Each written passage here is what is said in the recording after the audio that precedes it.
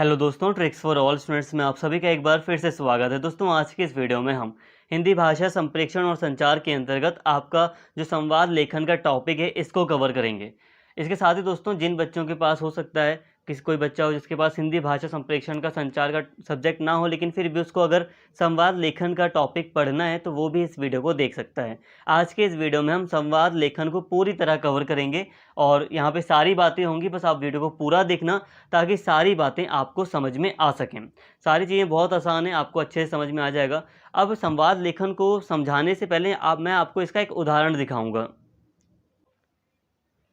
दोस्तों, यहाँ पर आप एक उदाहरण देख सकते हैं संवाद का। देखिए, संवाद नॉर्मली आप इसे बातचीत के रूप में समझ सकते हैं। कई बार आपने किताबें पढ़ी होगी, आपने ऐसा लिखा हुआ देखा होगा, एक तरफ एक व्यक्ति है, दूसरी तरफ दूसरा व्यक्ति या तीसरा व्यक्ति हो सकता है, 3-4 व्यक्ति हैं, 2 व्यक्ति, कितने व्यक्ति हो सकते हैं, आपस में बात करते हैं, तो इसे हम कहते हैं संवाद। ठीक है, जब आप ऐसे रिटन में आप देखेंगे कई बार किताबों में, तो इसे नॉर्मली आप संवाद कहेंगे। और संवाद हम आपस में बात कर रहे हैं तो ऐसे भी होता है संवाद। तो संवाद होता क्या है, बिल्कुल ईजी चीज़ है, अभी मैं आपको समझा दूंगा, लेकिन आप उदाहरण से काफ़ी कुछ समझ सकते हैं। जैसे कि यहाँ पे रमेश विपिन से कुछ बात कर रहा है, फिर विपिन उसका रिप्लाई कर रहा है, फिर रमेश उससे कुछ पूछ रहा है। तो यहाँ पे रमेश, विपिन या जो भी व्यक्ति हैं उनके बीच में जो बात हो रही है, बातचीत हो रही है या होती है, इसी को हम संवाद कहते हैं। उदाहरण को और डिटेल में कवर करेंगे, लेकिन अब वापस से आते हैं, बात करते हैं कि संवाद का शाब्दिक अर्थ क्या है।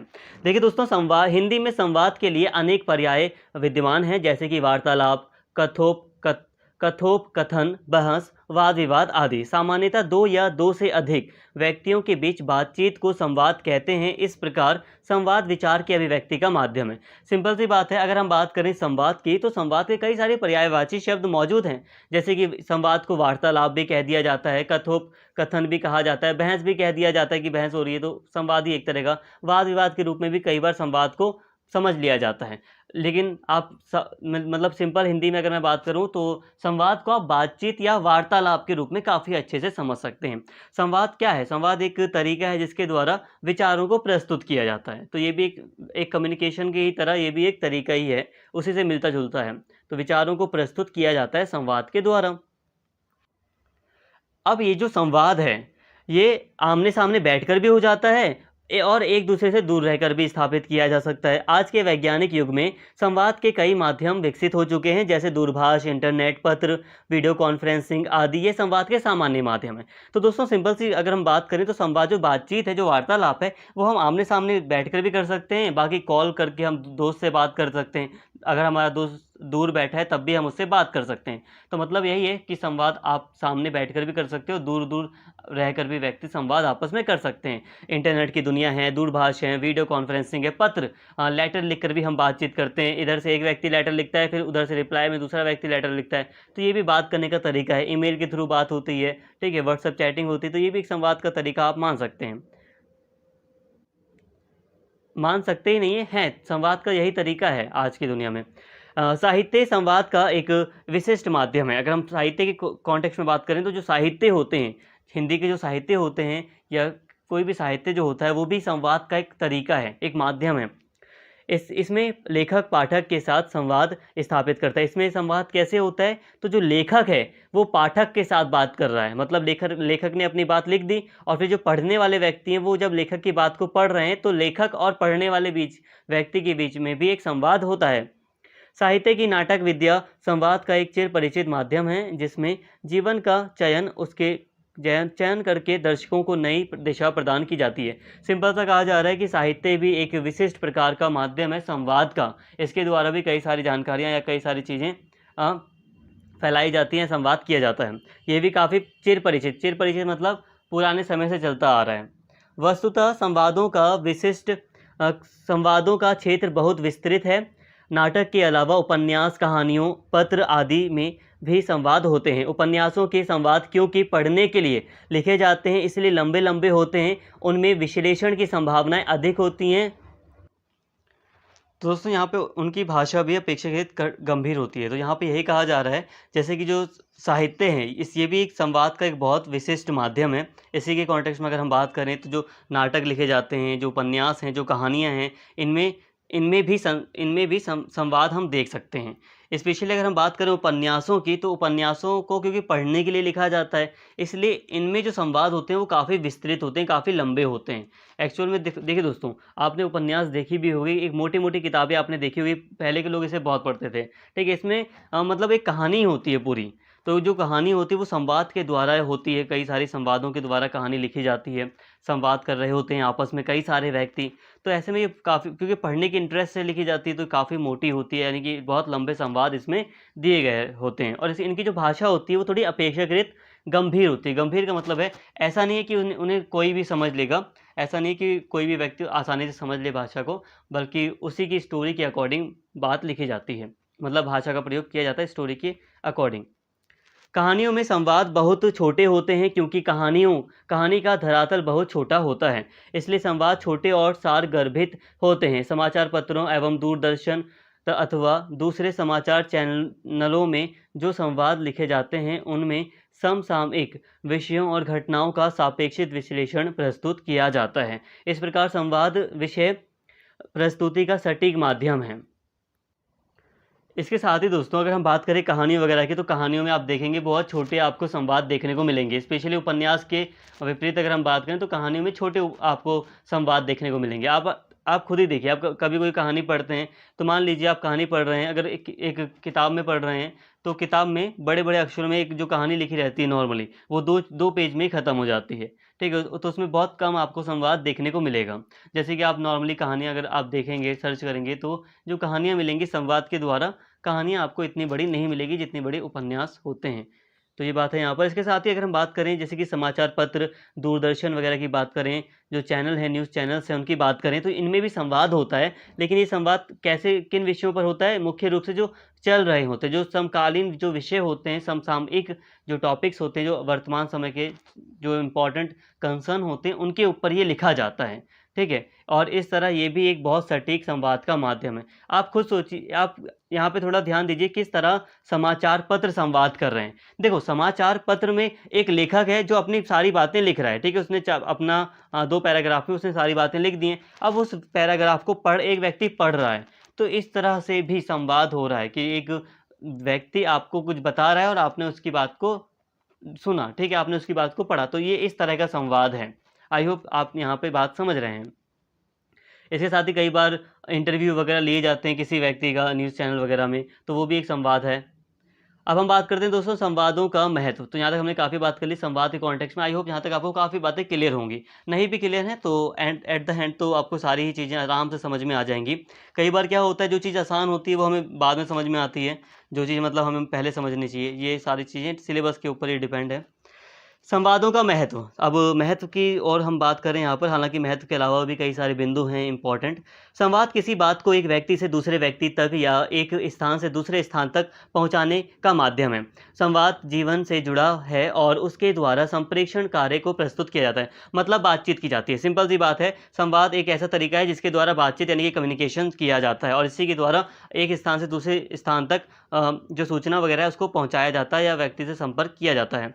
नाटकों के संवाद वास्तविक जीवन के संवाद की तुलना में कहीं अधिक लंबे और संतुलित होते हैं। रोजगार के जीवन में प्रयुक्त संवाद अनौपचारिक होने के कारण छोटे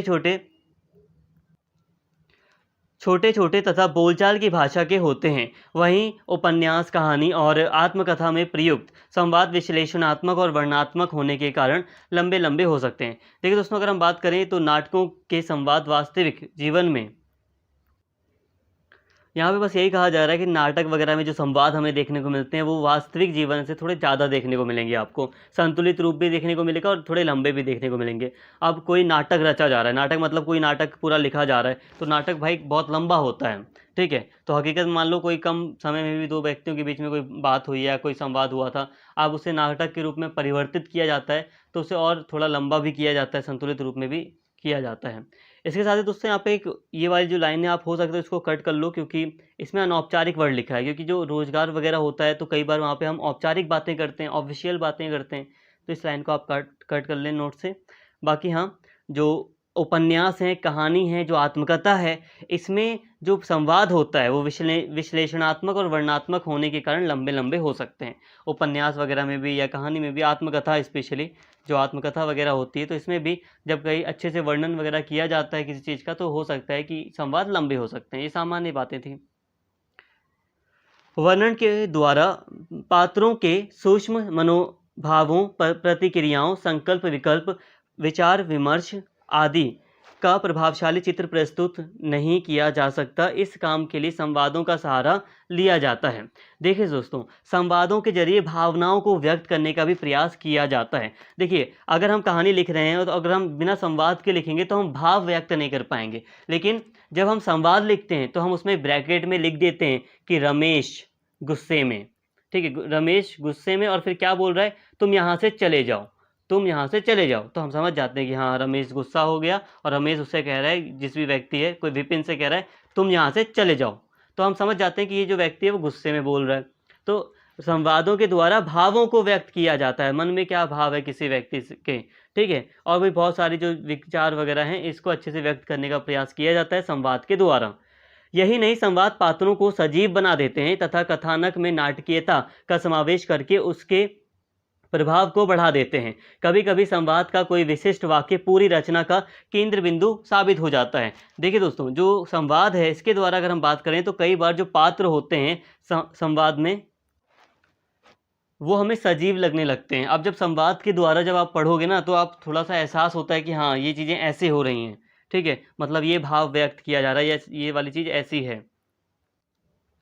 तो काफ़ी मतलब हमें सजीव प्रतीत होने लगते हैं पात्र। और साथ में ही ना, क्योंकि यहाँ पे संवाद में डायलॉग भी बोले जाते हैं ना, एक इंसान बोल रहा है कुछ और जो इंसान बोलता है वो डायलॉग भी होते हैं कि नहीं मैं नहीं जाऊँगा, या कुछ अलग तरीके का डायलॉग मतलब दिया जाए। तो इसमें कई सारे जो वाक्य होते हैं वो एक डायलॉग के रूप में मतलब वो फेमस हो जाते हैं, और कभी कभी उसी वाक्य से पूरी फिल्म को जानने या पूरे नाटक को, स्पेशली यहाँ पे नाटक की बात हो रही है, संवाद को जानने लगते हैं।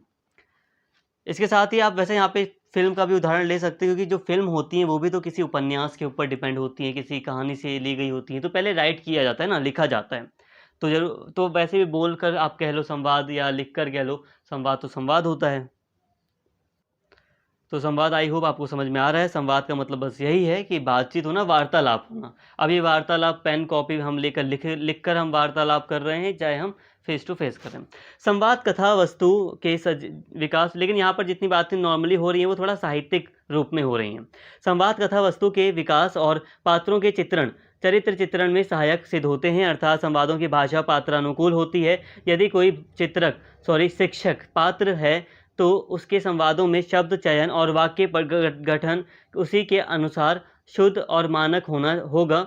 और यदि पात्र शिक्षित ना हो, ग्रामीण हो, तो उसके संवादों में ग्रामीण बोलचाल के आंचलिक शब्द आएंगे। यदि संवाद बोलने वाला व्यक्ति गंभीर प्रकृति का है तो निश्चित रूप से उसके बोलने की शैली भी गंभीर होगी। यदि वह विनोदी स्वभाव का है, थोड़ा मनोरंजक है, तो उसका स्वभाव का होगा, उसके संवाद भी विनोद शैली में होंगे। संवाद में वर्तमान काल का प्रयोग होता है, जिससे कार्य अत्यंत निकट आंखों के सामने जान पड़ता है। देखिए दोस्तों, जो संवाद होते हैं उसकी जो कथा वस्तु होती है, जो मतलब जिस कहानी पर आधारित होती है, उसमें जो पात्र होते हैं उसका सही चित्रण, उन जो भी पात्र हैं, जो भी कैरेक्टर हैं किसी संवाद के अंतर्गत, तो उसमें जो पात्र हैं उसका क्या मतलब, किस तरह के वो पात्र हैं, उसका हमें पता चलता है। उनके चरित्र, उनका कैरेक्टर किस तरह का है, तो ये हमें अच्छे से पता चलता है।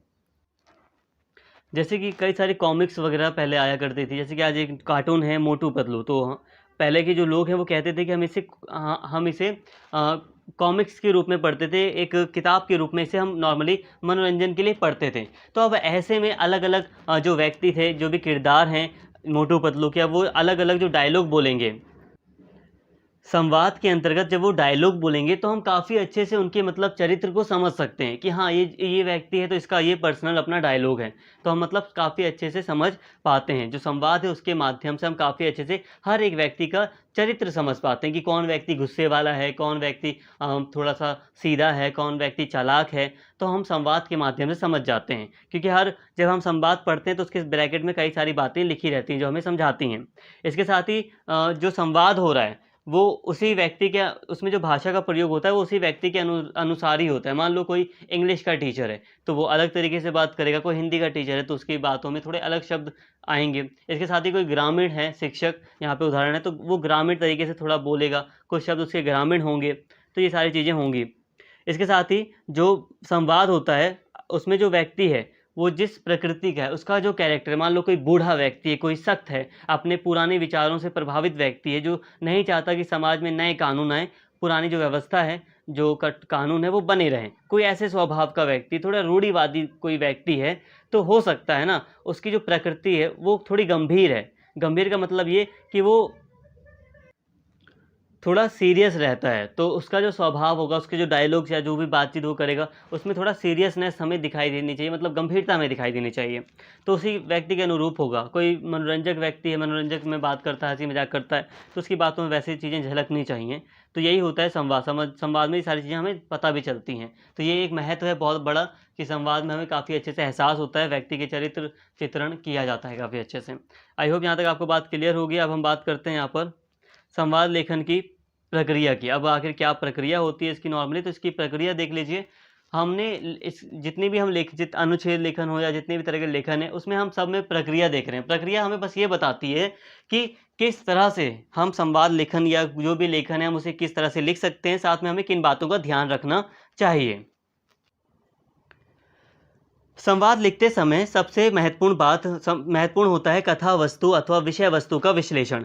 इसके पश्चात उसके सही क्रम में संवादों का संयोजन किया जाना चाहिए कि कथा का उचित विकास और क्रम का भी भली भांति निर्वहन हो। तो देखिए दोस्तों, सबसे बड़ी चीज़ ये है कि अगर आप संवाद लिख रहे हैं, संवाद लेखन होता है, तो उसमें जो विषय वस्तु है, जो कथा वस्तु है, वो मुख्य रूप से आपको पता होनी चाहिए, उसका अच्छे से विश्लेषण कर लेना चाहिए। एनालाइज मतलब अच्छे से आप उसको विश्लेषण कर लो, जो भी कथा वस्तु है, जो भी कहानी है आपकी, जो भी टॉपिक है, उसको अच्छे से विश्लेषित कर लो, उसको समझ लो क्या चीज़ कैसी है। ठीक है, इसमें इसके साथ ही सही क्रम होना चाहिए। अब जो हम कहानी बनाते हैं, जो हम कहानी लिख रहे हैं, जो हम संवाद डायलॉग में बातचीत वार्तालाप के रूप में जो कहानी हम लिख रहे हैं, उसमें क्रम होना चाहिए। ठीक है, मतलब जो बातें हमें पहले बतानी है वो पहले आए, जो बातें लास्ट में बतानी है वो लास्ट में आए। ऐसा ना हो कि जैसे कि कहा जाता है कि रामायण खत्म हो गई और राम कौन थे किसी को नहीं मतलब पता ही नहीं, तो राम कौन है पहले ये बताया जाए, उसके बाद रामायण समझाई जाए। कई सारी आप फिल्में देखेंगे तो जो फिल्में वगैरह राइट की जाती हैं तो वो इस तरह से अरेंज की जाती हैं कि वो एक क्रम बंधा रहे, मतलब लोगों को सारी चीज़ें समझ भी आए और एक क्रम हो। ठीक है, क्या चीज़ें पहले बतानी चाहिए, क्या बाद में बतानी चाहिए, एक क्रम बना रहता है। हालांकि कई चीज़ें जो पहले बतानी हैं आजकल हम देखते हैं कि उसको लास्ट में बताया जाने का चलन भी आ गया है, लेकिन फिर भी वो भी अपने आप में एक सीक्वेंस है, वो भी अपने आप में एक क्रम है। तो जो भी कथा वस्तु मतलब है आपकी, उसमें आप क्रम बनाइए, सही सीक्वेंस में उसको लगाइए कि कौन सी बात पहले होनी चाहिए। संवाद पत्र अनुकूल और देश काल वातावरण के अनुरूप होने चाहिए। संवाद छोटे हो तो उच्चारण में असुविधा नहीं होनी चाहिए। संचित मतलब छोटे हो तो उच्चारण में असुविधा नहीं होती है। कौतूहल उत्पन्न करने के लिए संवादों को नाटक में रखा जाता है। कई सारे जो नाटक वगैरह बनते हैं तो उसमें भी थोड़ा सा मनोरंजन वगैरह स्थापित करने के लिए भी संवाद को रखा जाता है। इसके साथ ही जो संवाद है दोस्तों, वो पत्र अनुकूल और देश काल वातावरण के अनुरूप होना चाहिए। कहने का मतलब ये है कि जो संवाद है वो पात्रों के अनुकूल होना चाहिए। ठीक है, पात्र अनुकूल मतलब है जो किरदार करने वाले जो व्यक्ति हैं उसमें उनके अनुरूप हो। सबसे बड़ी चीज़ जो भी किरदार हैं, जो भी आपने मान लीजिए 4-5 लोगों को लेकर आप कहानी बना रहे हैं, कहानी लिख रहे हैं, मान लीजिए जिसमें आपने 4-5 नाम लिख लिए, रमेश, राम, श्याम। ठीक है, आपने 4-5 नाम लिख लिए। अब जो भी उनका किरदार मतलब लिख रहे हो, उनका जो भी मतलब जिस तरह का उनका बिहेव है वो सब लिख रहे हो, तो सही से लिखें। वो लगना चाहिए कि हाँ वो पात्र के अनुकूल ही बात हो रही है। ऐसा ना हो कि पहले एक कोई व्यक्ति बिल्कुल शांत स्वभाव का है, फिर उसको आप अचानक से बिल्कुल गुस्से वाला दिखा दो। तो थोड़ा सा यहाँ पे ऐसा होना चाहिए कि वो पात्र अनुकूल बातें करे। इसके साथ ही देश काल और वातावरण से संबंधित, अब हम यहाँ पर जैसे कि भारत में रहते हैं, तो भारत के लिए अगर हम यहाँ पे कोई संवाद लेखन कर रहे हैं तो हमें यहाँ पे भारतीय संस्कृति का भी ध्यान रखना पड़ेगा। ऐसा ना हो कि हम सारी चीज़ें अंग्रेजी संस्कृति में जो चीज़ें चलती हैं हम उसको ऐड कर लें, अंग्रेजी के डायलॉग को ऐड कर लें, तो इससे कई सारी दिक्कत पैदा हो सकती है। तो देश में जो चलन है, जो चीज़ें समझते हैं लोग, उसी में ही सारी चीज़ें हों तो ज़्यादा अच्छा होता है। इसके साथ ही संवाद की भाषा पात्र अनुकूल होनी चाहिए। जो पढ़ने वाले व्यक्ति हैं या जो भी व्यक्ति हैं तो उनके अनुकूल होनी चाहिए भाषा। ठीक है, आप ऐसी भाषा लिखें जो पात्र अनुकूल हो। साथ ही भाषा अभिव्यक्ति को पूर्णतः स्पष्ट करने वाली होनी चाहिए। दार्शनिक और वैचारिक संवादों में गंभीरता का पुट होता है। संवाद लेखन के समय लेखक को ध्यान रखना चाहिए कि गंभीरता को बनाए रखते हुए सरल भाषा का प्रयोग करें। देखिए दोस्तों, यहाँ पे कहा जा रहा है कि जो भाषा होनी चाहिए वो पढ़ने लायक होनी चाहिए, जो समझने वाले व्यक्ति हैं वो समझ सकें भाषा को, पढ़ने वाले जो व्यक्ति हैं वो भाषा को समझ सकें। इसके अलावा कोई दार्शनिक और वैचारिक संवाद हो रहा है, कोई मतलब गहन विषय पर कोई संवाद हो रहा है, तो उसमें जो भाषा है उसकी गंभीरता भी बनी रहे। गंभीरता का मतलब ये है कि ऐसा ना हो कि आप बिल्कुल आड़े टेढ़े शब्दों का प्रयोग कर रहे हैं, जो ज़मीनी स्तर पर तू तड़ाके में जो हम बात करते हैं, तो ऐसा नहीं है कि आप वहाँ पर ऐसे शब्दों का प्रयोग कर रहे हैं जहाँ पर सीरियस बात हो रही है, किसी पढ़ाई लिखाई से संबंधित, दार्शनिक विचार वगैरह से संबंधित कोई बात हो रही है, तो वहाँ पे आप उनके शब्दों का भी प्रयोग करें जो यूज़ करने होने चाहिए। जैसे कि मान लिया आप कोई वैज्ञानिक चीज़ों से संबंधित कोई संवाद कर रहे हैं, तो वहाँ पर आप जो वैज्ञानिक शब्द हैं उसको भी थोड़ा बहुत प्रयोग करेंगे, लेकिन हाँ, साथ में गंभीरता का तो आप प्रयोग करेंगे, साथ में थोड़ा सा आपको सरल भाषा भी प्रयोग करनी है। गंभीरता बनी रहे आपके संवाद की और थोड़ा सा सरल भी रहे वो, ताकि आसानी से समझ में आ जाए। ऐसा भी ना हो कि हमें उसे समझने के लिए टीचर की आवश्यकता पड़ जाए। मुहावरों आदि के प्रयोगों से संवादों की प्रभावशीलता बढ़ती है, अतः इनका यथास्थान प्रयोग करना चाहिए। हास्य व्यंग भी संवादों को सजीव बनाते हैं। संवादों में स्पष्टता बहुत जरूरी मानी जाती है। उसे सुनने और पढ़ने से वही अर्थ निकलना चाहिए जो अर्थ लेखक व्यक्त करना चाहता है। इसके साथ ही दोस्तों यहाँ पे एक चीज़ ये है कि जो मुहावरे हैं वगैरह हैं उसका भी प्रयोग अगर किया जाएगा संवाद में तो वो काफ़ी ज़्यादा प्रभावशील होते हैं। मुहावरे वगैरह का प्रयोग करने से काफ़ी प्रभाव पड़ता है, तो मुहावरे वगैरह का प्रयोग होना चाहिए, या जो भी चीज़ें हैं जो काफ़ी प्रभाव डाल सकती हैं संवाद में उनका प्रयोग किया जाए। इसके साथ ही हास्य व्यंग भी हों, कुछ हंसी मजाक की चीज़ें हों, कुछ मनोरंजक चीज़ें, या जो ऐसी चीज़ें हैं जो इंटरेस्ट बनाए रखें, ठीक है, और सजीव लगे संवाद, तो ऐसी चीज़ें भी संवाद में सम्मिलित होनी चाहिए।